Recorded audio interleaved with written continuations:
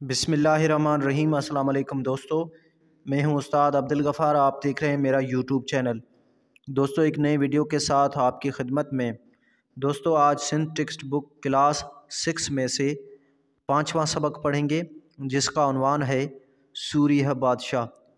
आप दोस्तों से गुजारिश है, अगर आप चैनल पे नए हैं तो चैनल को सब्सक्राइब, वीडियो को लाइक, शेयर और अपनी कीमती राय से हमें ज़रूर आगाह करें। चलते हैं सबक को सिंधी में पढ़ने की तरफ। सबक पंजू सूरिह बादशाह। सिंध धरतीअ केतिराई बहादुर इंसान पैदा कया आहिनि, जिन पंहिंजी मिट्टीअ जो मान मथां कयो आहे। पीर साईं पागारो, जंहिंखे सूरिह बादशाह सॾिजे थो, उन्हनि मांझी मर्दनि मां हिकु हो। सूरिह बादशाह 13 सफ़र 1327 हिजरीअ मुताबिक़ 4 मार्च 1909 ईस्वीअ ते खैरपुर मीरस जे भरिसां पीर ॻोठ में जनम वरितो। संदसि असुलु नालो सैयद मुहम्मद सुबगतुल्लाह शाह आहे। हिन गादीअ जो सिलसिलो संदन ॾाॾे सैयद मुहम्मद राशिद रहमतुल्लाह अलैह सां मिले थो, जंहिंखे रोज़े धणी बि सॾींदा आहिनि। सैयद मुहम्मद राशिद रहमतुल्लाह अलैह जो औलाद राशिदी ख़ानदान सां सॼीअ सिंध में सुञातो वञे थो। इहे बुज़ुर्ग हज़रत इमाम मूसा काज़िम जो औलाद आहिनि। संदन वॾे सैयद अली मक्की रहमतुल्लाह अलैह इस्लाम जी तबलीग़ ख़ातिर सिंध में अची सेवण लॻ। ॻोठ लकी अॻूणे ज़िले दादूअ ऐं हाणोकी ज़िले ॼामशोरे में रिहाइश अख़्तियार कई। इन करे इहे लकियारी सादात सॾिबा आहिनि।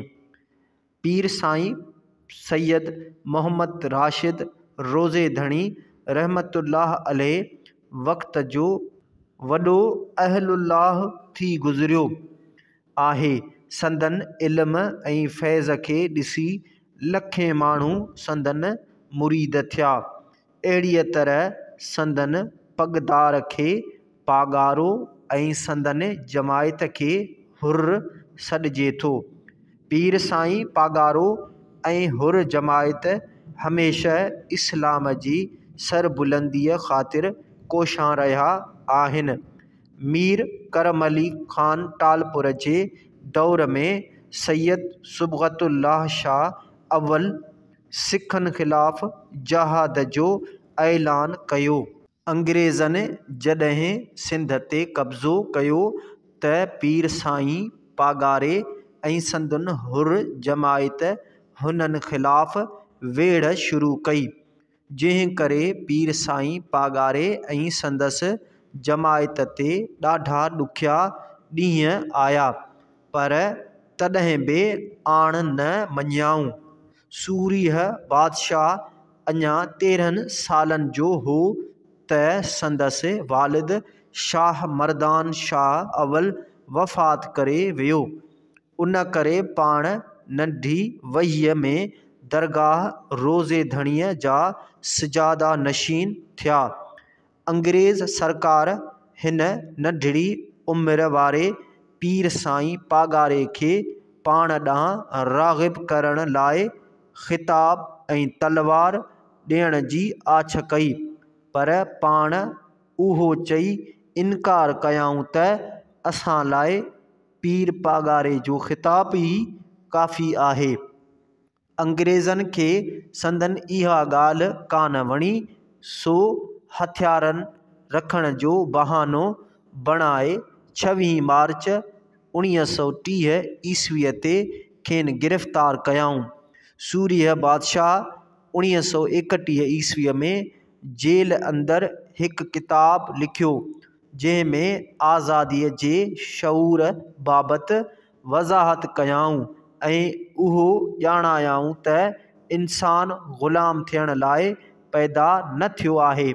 आज़ादीअ जो तालुक़ इंसान सां ईअं आहे जीअं दिलि जो दिमाग़ सां, रत जो रॻुनि सां ऐं फिफिड़नि जो साह सां। बहितर मौत मुल्क तां क़ुर्बान थियण में आहे। बहरहाल मथनि केस हलायो वियो ऐं 1936 ईस्वीअ में उहो केस कूड़ो साबित थियो। पाण उन मां आज़ाद थी 1937 ईस्वीअ में भले पार हज लाइ रवाना थिया। भले पार खां वापसि अची पंहिंजनि मुरीदनि खे नेकीअ जो दर्स ॾिनाऊं। पंहिंजे सांघड़ वारे बंगले खे मर्कज़ बणाए धारियुनि ख़िलाफ़ तहरीक शुरू कयाऊं। इन्हीअ अरसे में हुकूमत जे अमलदारनि सूर्य बादशाह जे ख़िलाफ़ हुकूमत खे ग़लति रिपोर्टूं ॾियणु शुरू कयूं।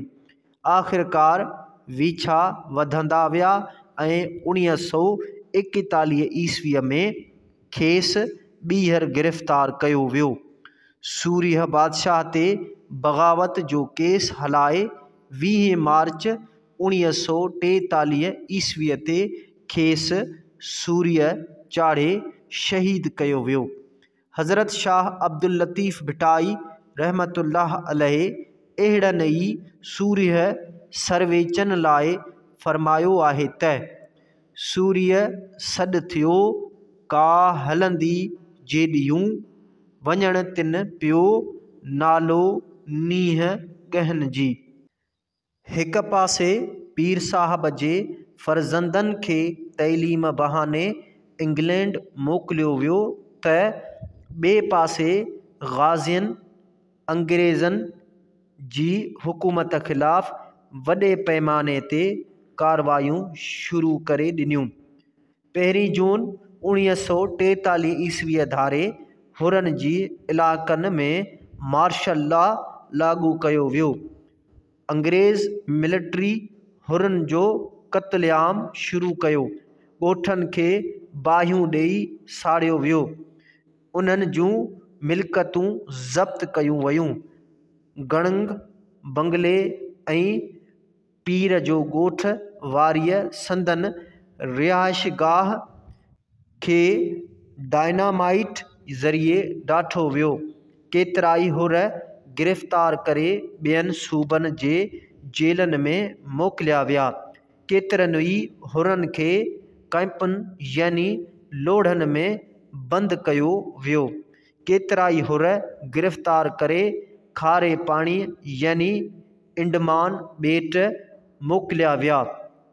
आख़िरकार इन्हनि क़ुर्बानियुनि रंग लातो असांजो मुल्क सुतत ई धारियुनि जी चंबे मां आज़ाद थी वियो। 1947 ईस्वीअ खां पोइ हुकूमत पाकिस्तान पीर साहब जे फ़र्ज़ंदनि खे वापसि घुरायो।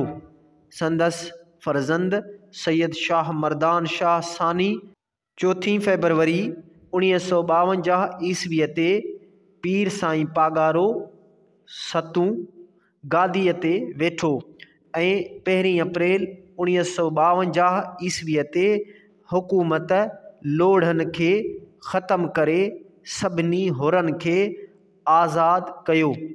सूर्य बादशाह पंहिंजे वतन तां क़ुर्बान थी असां लाइ हिकु सुहिणो ऐं यादगार मिसाल छॾे वियो।